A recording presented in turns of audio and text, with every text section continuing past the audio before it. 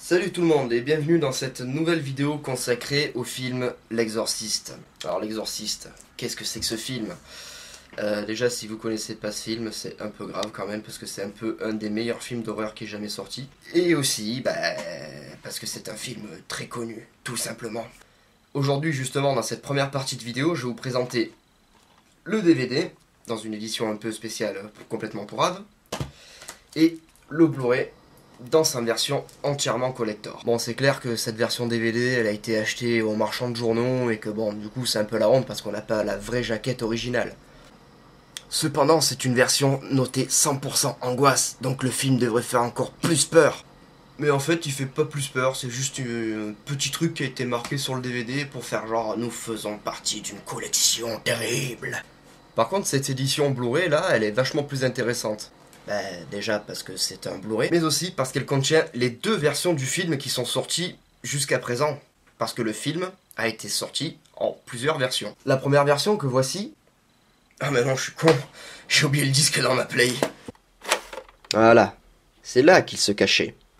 Ouais, donc je lisais. Voici la version du Blu-ray qui s'appelle la version que vous n'avez encore jamais vue. Et voici la version cinéma de 1973. Car ce film est en effet sorti un 26 décembre 1973 aux États-Unis. Moi, le seul truc que j'imagine un peu, c'est qu'à l'époque, les gens, ils avaient pas beaucoup d'argent. Donc, pour faire des cadeaux à leurs enfants, qu'est-ce qu'ils faisaient? Ils faisaient un truc un peu spécial. Et j'imagine un père de famille en train de dire à ses enfants qu'il va les amener au cinéma pour Noël. Les enfants, vous avez été sages cette année. Nous irons au cinématographe pour voir L'Exorciste. Alors la version DVD que j'ai ici dans ma main, c'est la version longue de 2001, titrée la version que vous n'avez jamais vue. Bon, ça c'est surtout aux États-Unis qu'ils ont dit ça, parce qu'en fait ils ont rajouté quelques petites scènes qu'il n'y avait pas avant, tout simplement.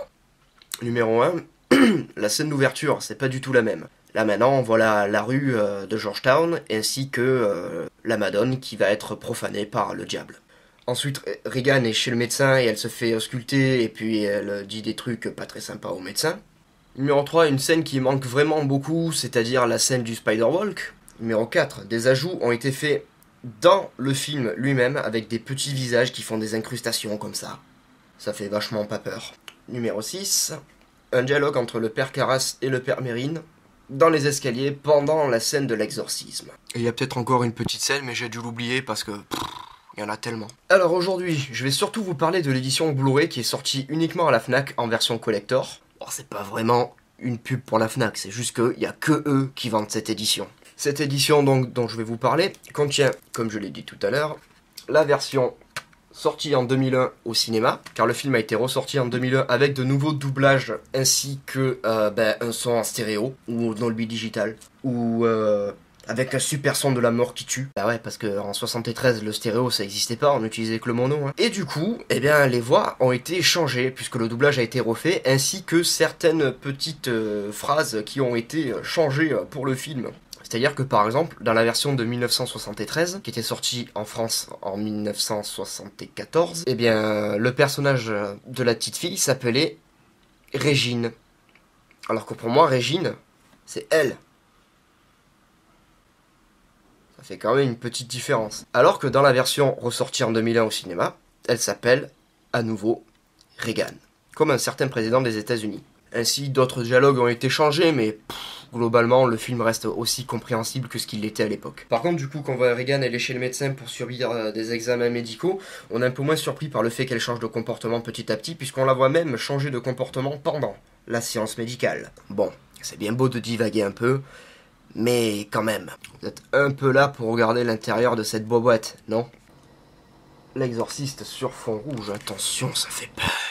La photo de la jaquette du film avec l'exorciste ici et la chambre de Regan où se terre le mal. Et la première page où il y a du texte, en effet, oui, parce que l'exorciste c'était pas écrit avec du texte, non, c'était pas écrit avec du texte. On va donc Regan avec sa première manifestation de possession.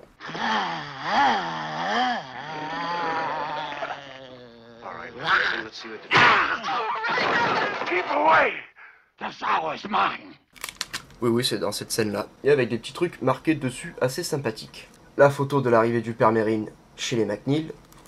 Ensuite, on a une petite présentation de tous les acteurs principaux qui ont participé au film.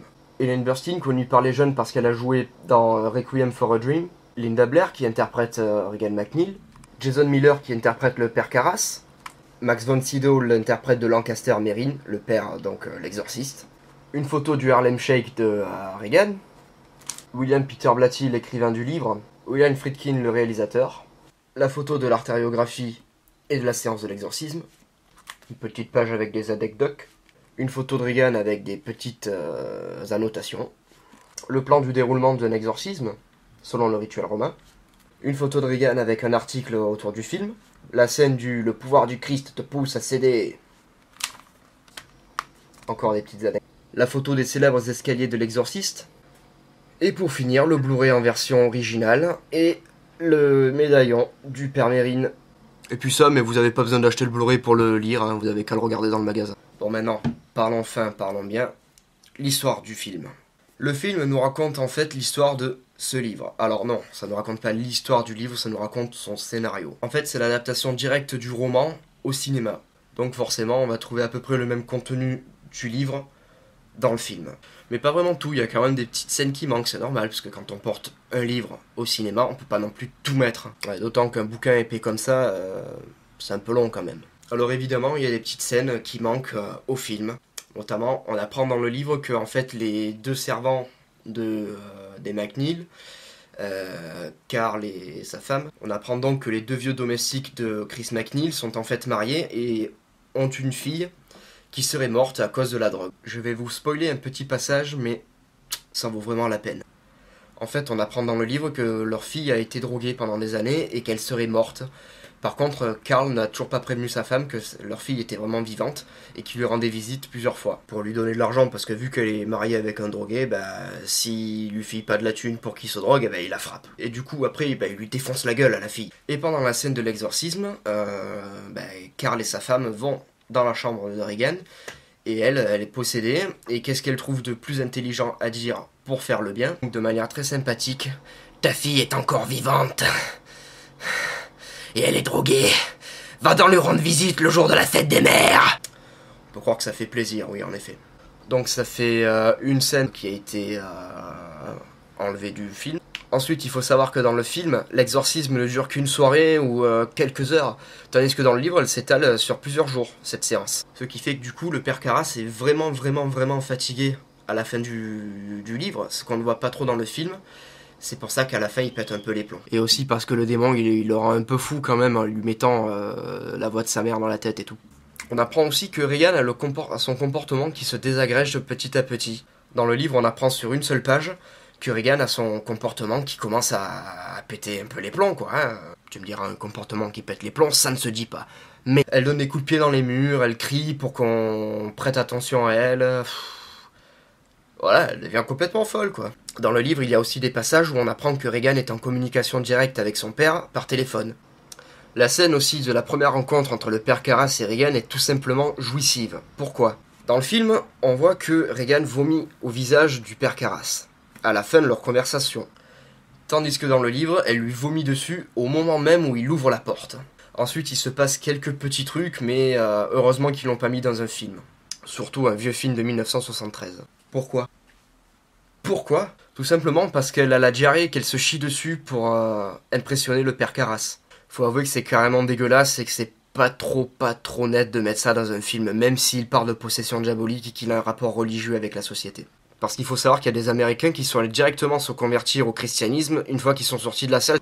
Un autre exemple d'un truc qui n'aurait pas pu être porté à l'écran, c'est ce que je vais vous lire maintenant.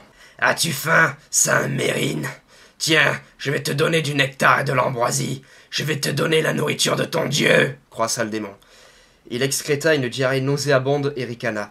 Car ceci est mon corps. Consacre un peu ceci maintenant, Saint Merrin. Avouez que c'est quand même carrément dégueulasse, c'est complètement pas catholique du tout de mettre ça dans un film, surtout sorti en 1973.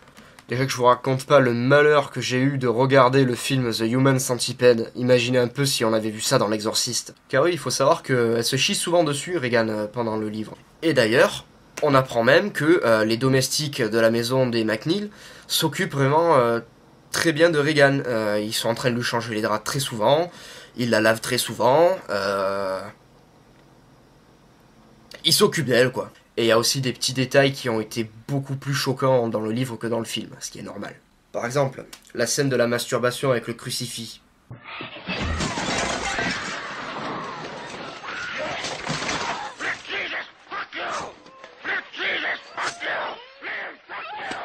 Voilà, cette scène-là qui a marqué quand même pas mal de gens, je pense. Dans le film, on voit bien qu'elle se masturbe pas avec, tandis que dans le livre, elle est carrément en train de se faire du bien, quoi.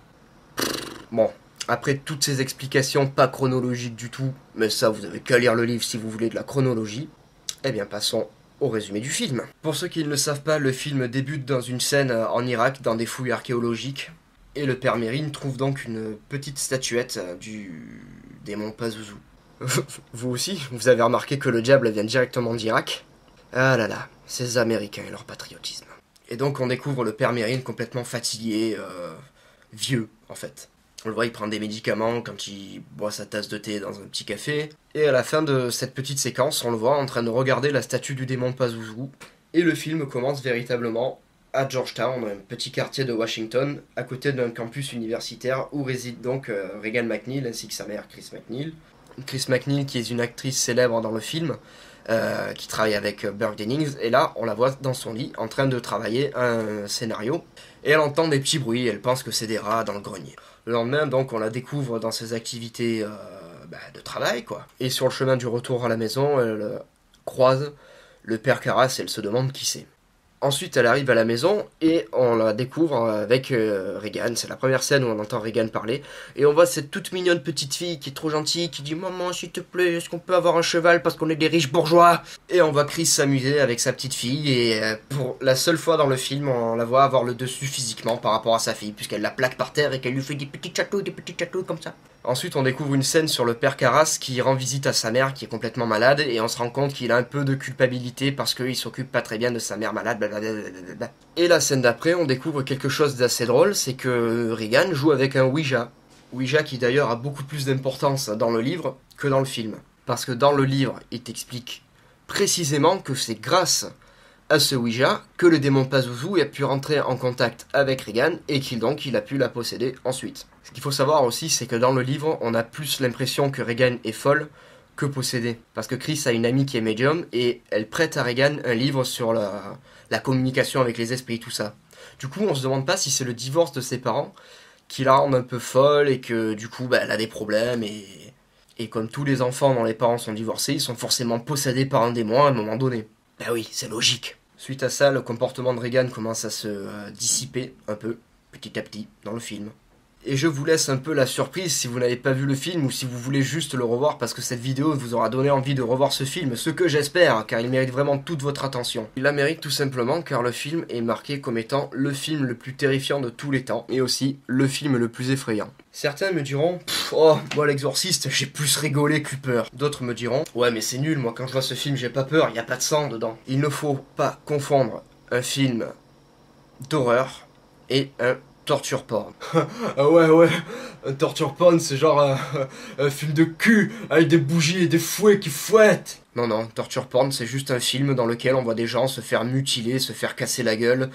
On voit du sang partout parce que c'est le plaisir de voir des gens se faire péter la gueule. Dans le style, nous avons Hostel, nous avons Frontière, nous avons Saw. Tandis que pour moi, un vrai film d'horreur, c'est un film qui va avant tout jouer avec notre esprit. Dans ce genre de film, nous avons Shining, qui nous rend complètement fous. On a aussi le film Psychose de Alfred Hitchcock, bien évidemment. Il y a aussi des films qui nous font pas mal angoisser, par exemple comme Les Dents de la Mer. Il y a aussi des films qui nous font complètement angoisser selon certaines situations ensuite. Je parle bien sûr des Dents de la Mer. Qui vraiment, après avoir vu Les Dents de la Mer, s'est dit « Tiens, moi je vais me jeter dans la plage et puis on verra bien s'il n'y a pas de requin. » Qui vraiment est allé naviguer en pleine mer ou est allé faire de la plongée sous-marine juste après avoir vu Les Dents de la Mer, sans stresser un poil.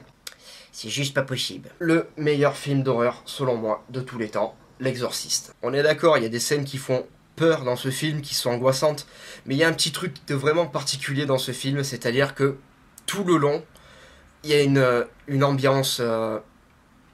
un stress qui monte petit à petit, qui monte. Et à la fin, il y a tout qui explose quand on se rend compte que Regan est vraiment possédée. Parce que oui, dans le film, il y a aussi une petite enquête pour savoir si Regan est possédée ou savoir si elle est complètement folle. Et durant la scène de l'exorcisme, je vous jure que si vous avez été concentré tout le long du film, que vous n'êtes pas allé pisser pendant 2-3 scènes, que vous n'êtes pas allé boire du café, que vous êtes resté vraiment tranquille sur votre siège en train de regarder le film, et que vous avez suivi l'histoire d'un bout à l'autre sans être vraiment perturbé en parlant avec votre partenaire ou je sais pas quoi, eh bien ce film vous aura fait peur. Sinon c'est que vraiment vous avez absolument rien compris au film et à sa construction.